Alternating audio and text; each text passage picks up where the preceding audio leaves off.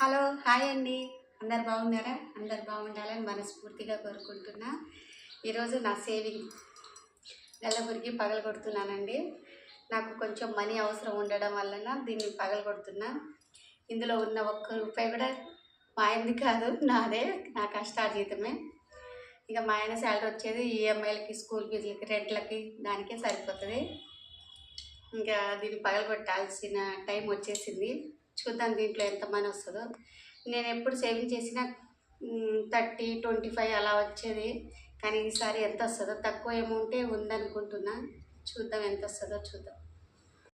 పగలగొట్టేస్తున్నాను.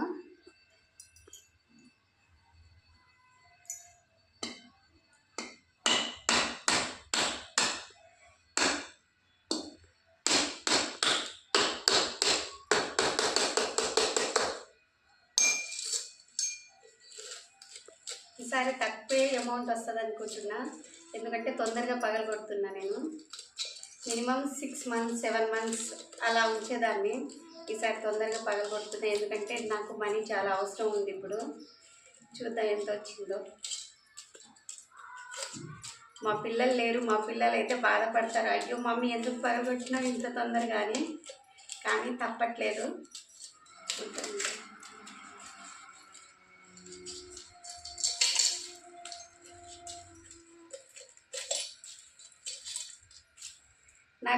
నేను machine కుడతానండి. Money 500 ఎవరైనా ఇస్తే ఖచ్చితంగా గల్లగురికిలో వేసేస్తాను.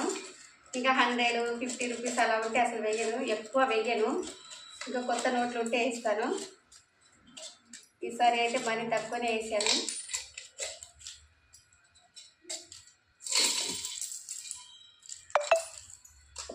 చూడండి, ఇవన్నీ లెక్క పెట్టి చెప్తాను.